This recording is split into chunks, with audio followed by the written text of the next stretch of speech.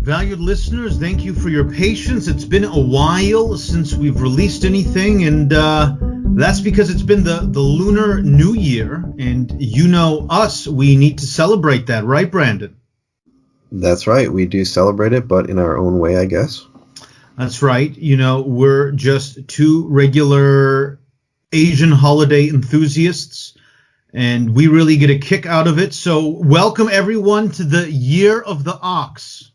And today we will be going over some traditional communities. And one of the interesting things about this is that when we talk about primitive society, it's always basically a discussion of what we think the state of nature of man is, right? So these things get hijacked for political purposes, whether it's done intentionally or really just because we let our own biases get the better of us.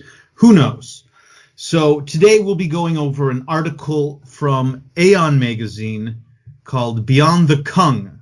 By the way, Kung actually has an exclamation point in front of it, which indicates that we should be doing some kind of tongue noise before it, but I will not be doing that. I have no familiarity with Hakosha or San or any of these Kalahari Desert languages, so we're just going to say Kung.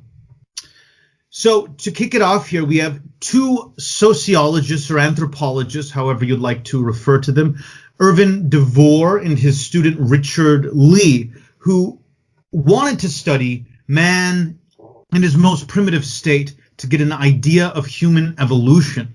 Their basic template here is that they wanted to study something as close to the origins of humanity as possible, and so they decided to head towards Africa and get to the Kalahari Desert and to try to find people who lived in the sort of circumstances that they imagined human life would have emerged in.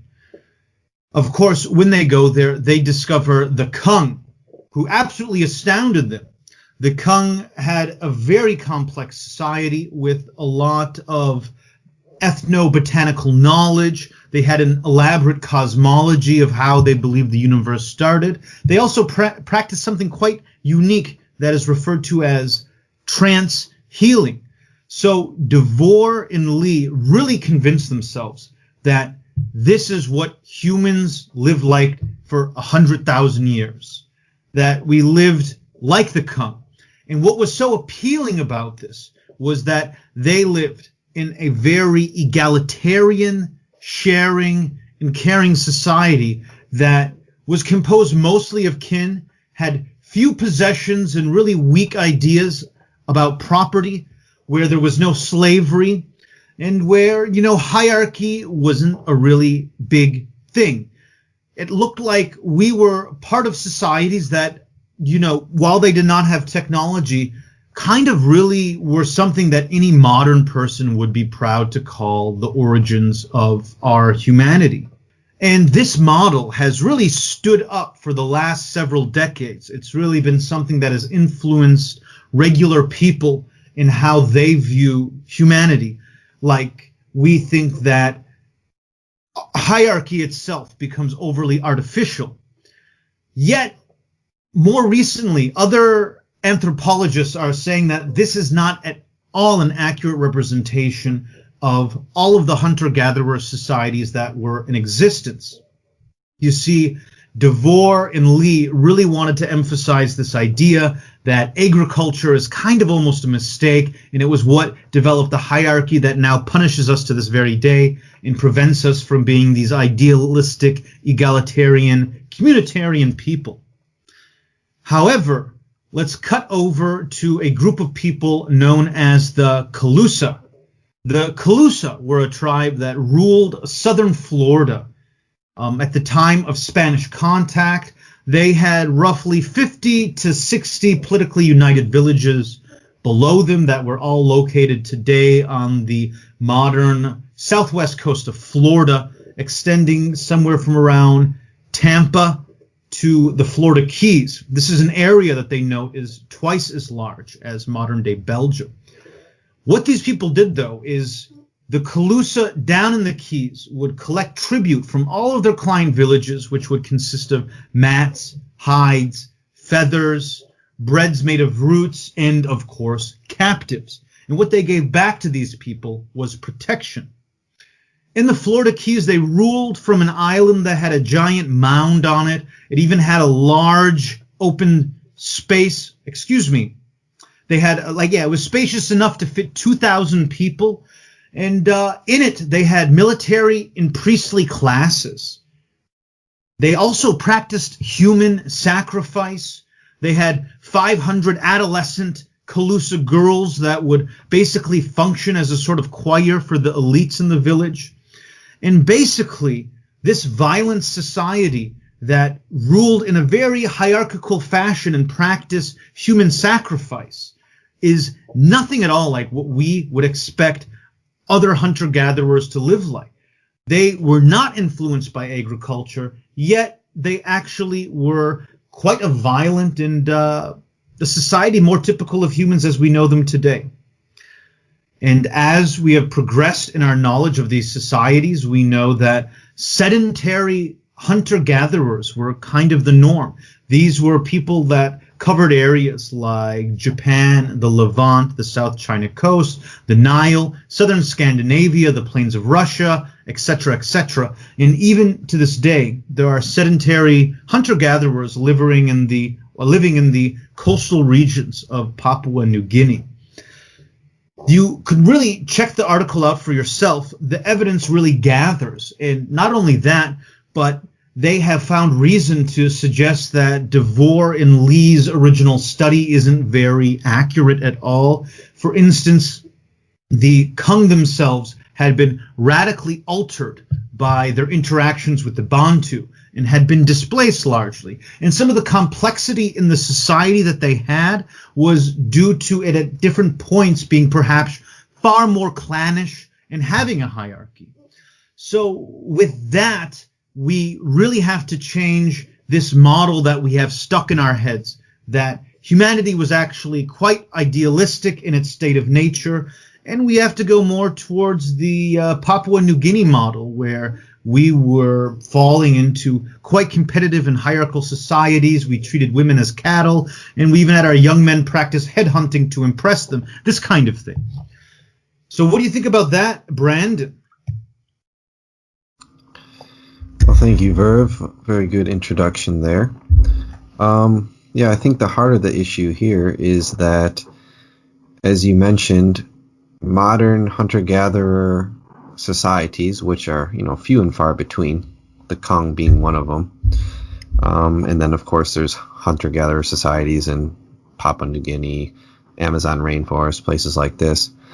These types of societies that we are witnessing nowadays are not the hunter-gatherer societies that have existed for hundreds of thousands of years. And when we really think about it, why would they be, right? Why would they be pristine? Why would they not have been affected by other cultures surrounding them?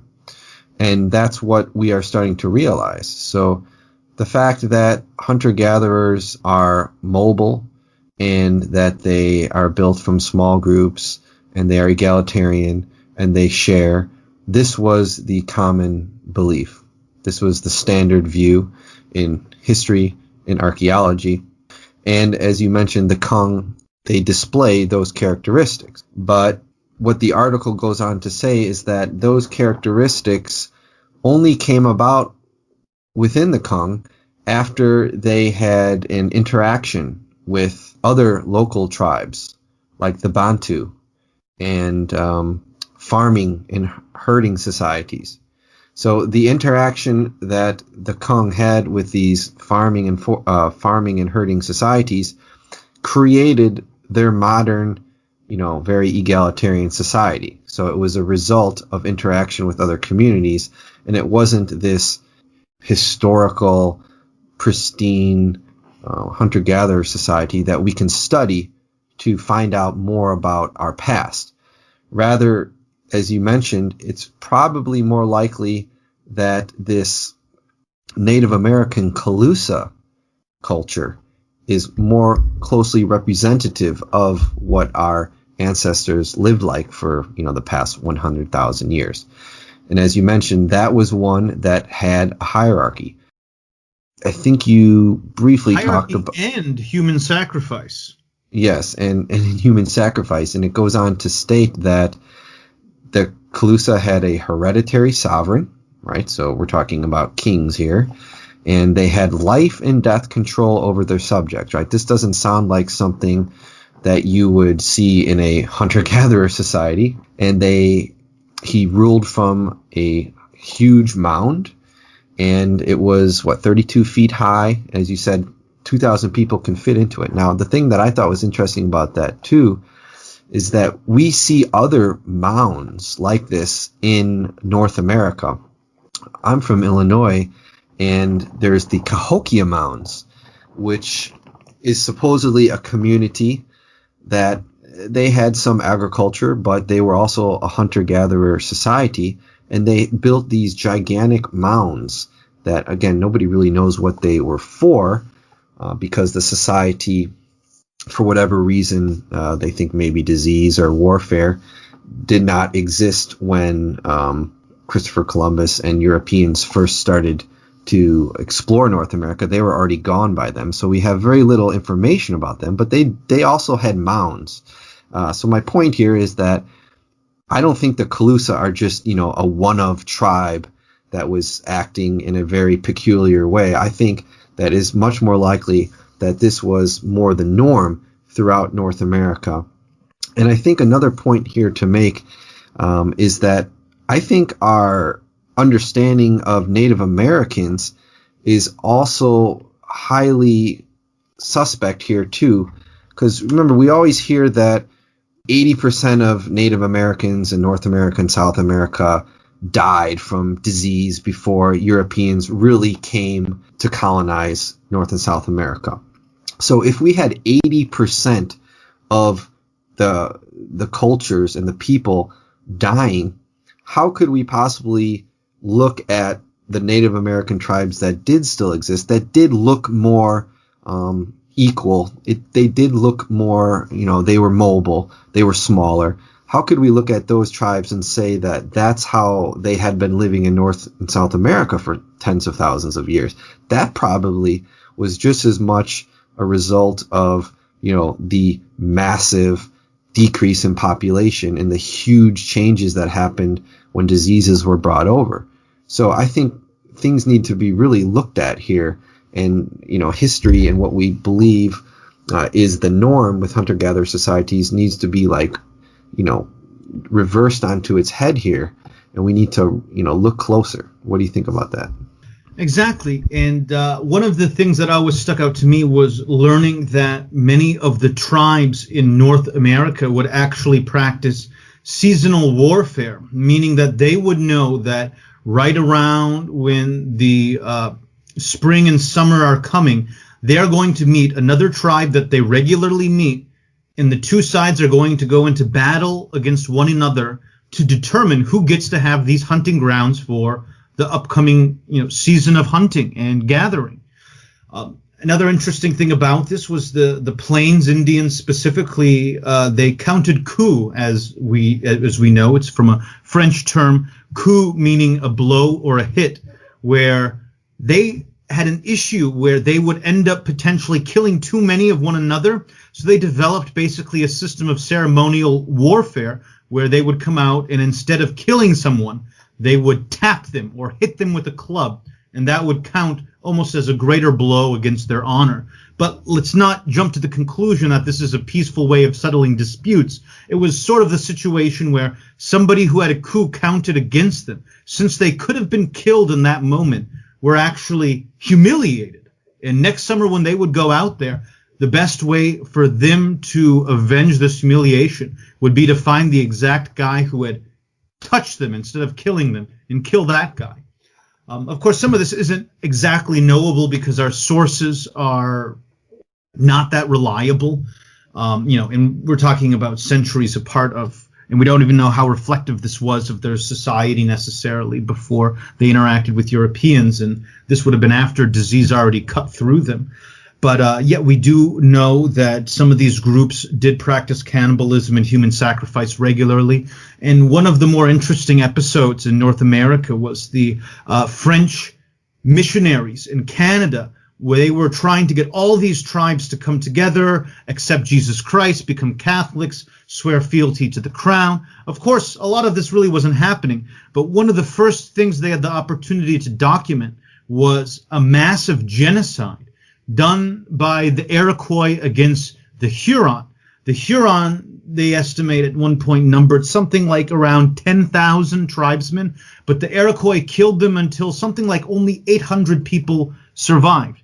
If anyone is a fan of the Misfits, you'll be familiar with this phrase. They actually had a ceremonial killing they would do that they referred to as the last caress.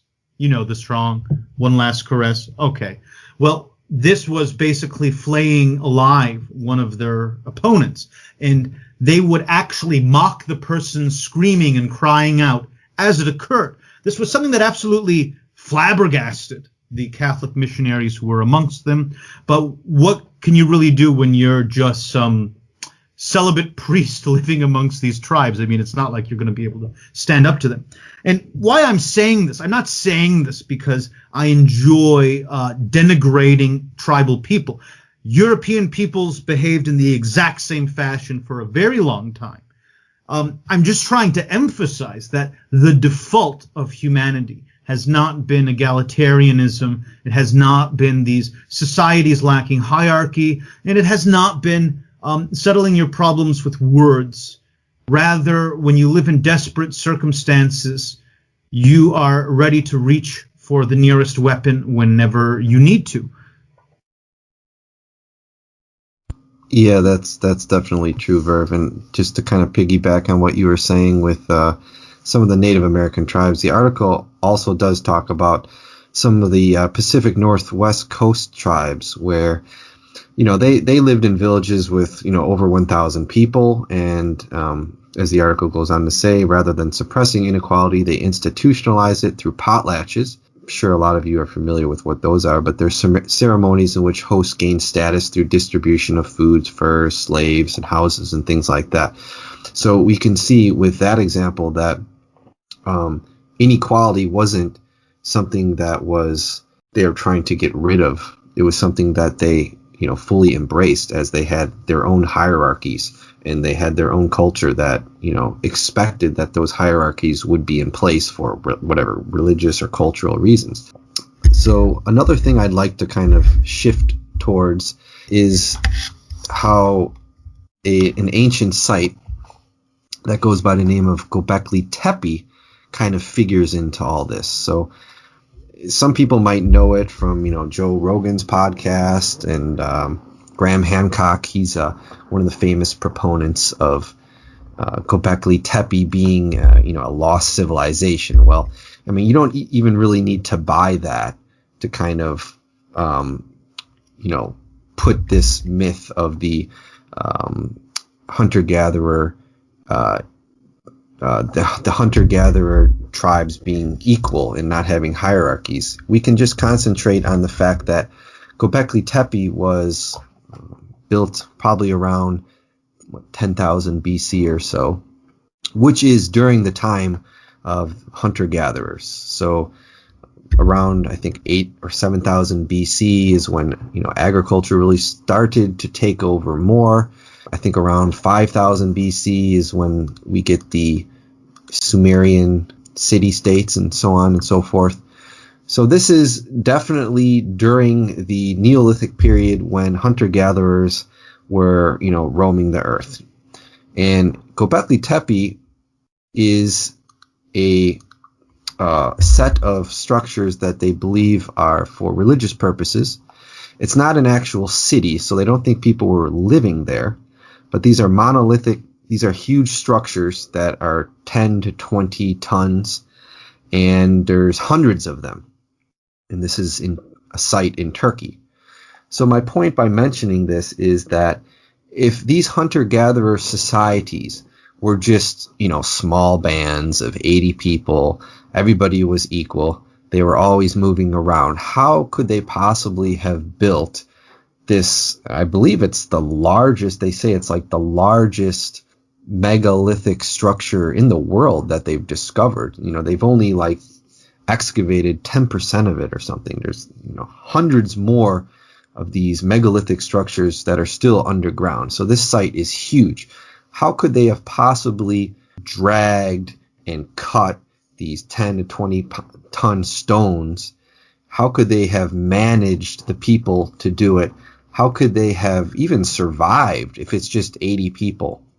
How could they have gotten enough food without, wandering around and being so mobile?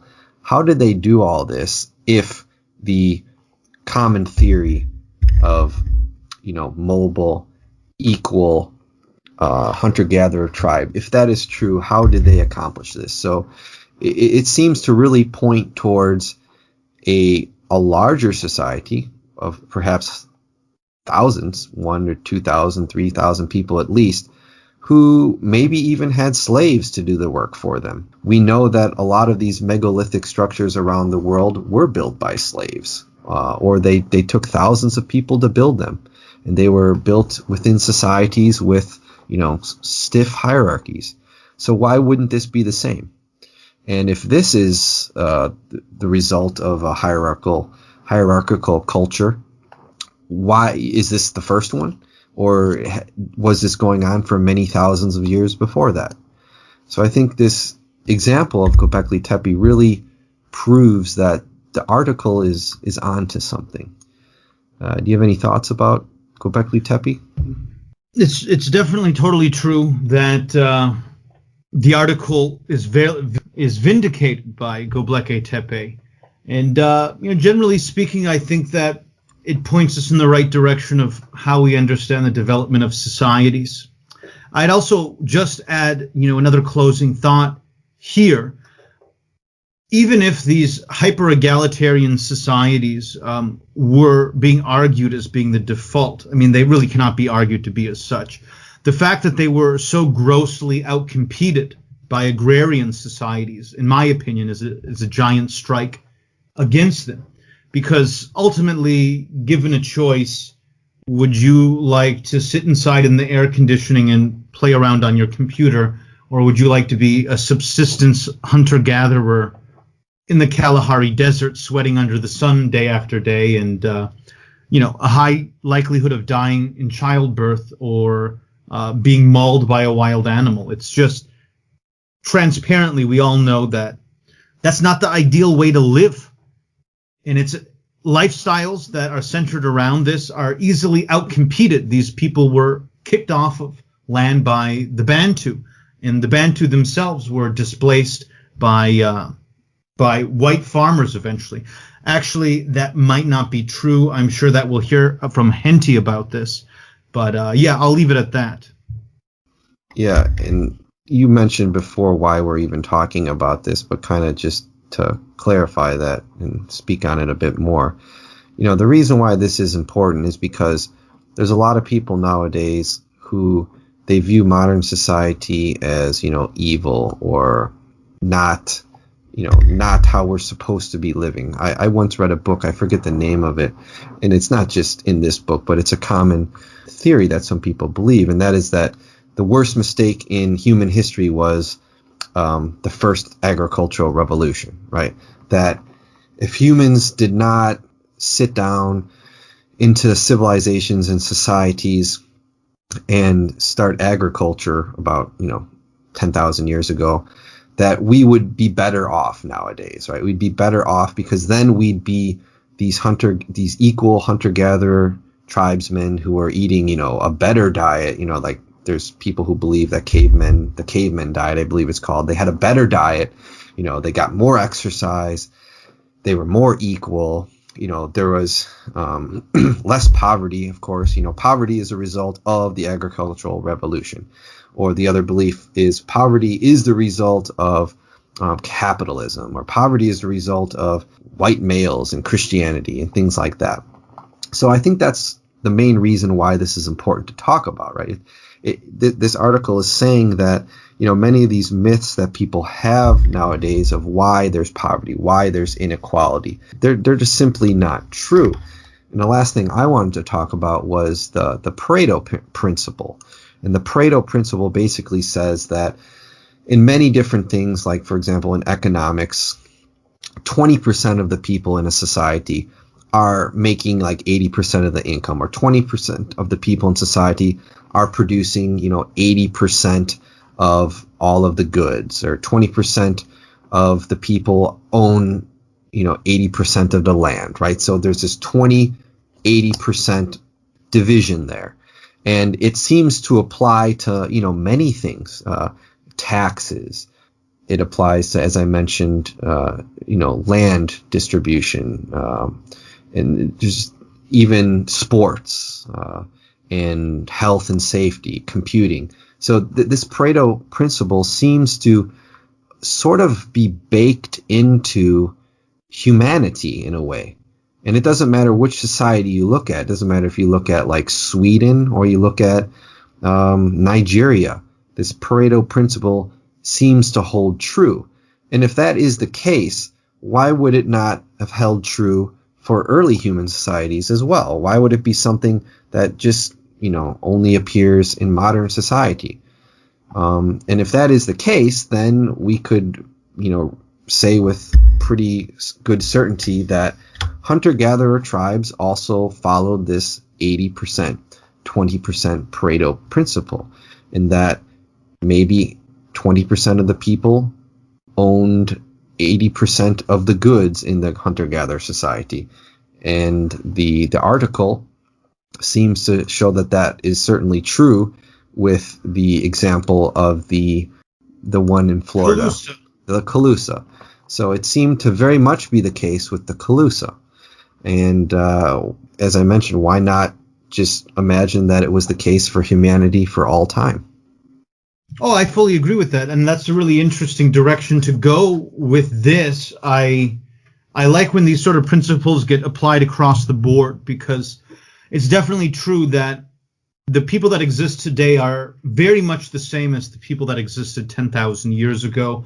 There really hasn't been anything so special as to distinguish the people today from them. So, yeah, I think definitely this would be applied across the board. That's a very fantastic idea, Brandon. Yeah, I think I'm just going to say one more thing before we close. And there was a quote in the article that said, "Archaeology is plagued by the impulse to underrate the sophistication of past peoples and to overrate our own." And this is another thing that I commonly see, and I know a lot of people are guilty of it, but I do kind of see it mostly in liberals, and that is that they tend to believe that our ancestors, because of, they owned slaves, and, they believed in what? These Greek gods? How stupid. How could they believe in those? And, they tend to think that our ancestors were stupid, right? They were always fighting, and they were bloodthirsty. And therefore, anything that came out of the past in history, must be tainted by that, and it must be bad. And we must, move forward and, create new ideas, because these old ideas, came from people who were just not as smart as us or sophisticated as us. And, that's a real problem, because, these were the same humans. They had the same size brain. They had the same capabilities that we have. They don't have the same technology. They didn't have the same technology that we have, obviously, but they still had the same mental capacity. And I think just the idea of underrating these people and just trying to, like, almost like you're embarrassed about them, right? You're embarrassed about, oh my gosh, that's the way people lived. Even like 100 years ago, they're embarrassed about those ancestors, let alone ones that lived thousands of years ago. So I think we need to, re-examine that. And this article, it does mention that briefly, but I thought it was something that was interesting. And that's kind of how I'll close. I'll close with the thought that we are really poor at judging things that we've absolutely never experienced for ourselves. And that it's interesting also to see when historians try to recreate things that happened, to have a better idea of them. There was really this big movement in military history in the 60s and 70s where all these professors finally sat around and goes, well, hey, we've wondered for a long time. One of the sources says that these guys charged the enemy line from this distance that's roughly 100 meters away. Others say it was much closer at 30 meters away. Is it somewhere in between? What's the reality of this? So these guys would actually take 30, 40 guys, put them in the most accurate, recreated, Spartan military gear or whoever the target was. And they would have them actually go out with all of this gear and run around for 30 meters and then 100 meters and figure out what this actually meant. So when they actually put on the armor, wore the spears that they had, when they understood the way everything fit together, they would then understand how the wars were actually fought and what was practical. They were able only to understand why certain battles went certain ways and why military was organized the way it was when they actually practically put these things to the test. And so I think it's the same situation where it's almost impossible for us to really understand what these people were thinking and what they were going through. And if we were to have a small taste of the brutality that can be living in, a Papua New Guinea river valley or river system, and living off of mostly fish and wild animals that you catch, you would have a much different approach to how to settle conflict and what is cruel and what is not cruel. And until we really are willing to put ourselves into those mindsets, or at least to accept the limitations of how we can judge things, then we will just be dominated by a sort of presentism that prevents us from even really being able to enjoy history. Exactly correct. And yeah, I think that gender differences would very quickly become noticeable in those types of situations that you mentioned. But that's sort of a whole nother ball of wax that we can't really get into now. With that being said, we shouldn't even revel in that because, maybe we have a little bit more status in the tribe, but we're the ones who get our heads cut off and put on pikes. And we don't survive when the war goes bad. You know what I mean? Okay. Yeah, that's the honor of being a man. Yeah. Anyhow, with that being said, I hope everybody enjoyed this episode. It was something a little bit different. If you liked it, if you want to talk about anything further that we mentioned, leave a comment and we'll get back to you. But Verv, any last words from you? That is all.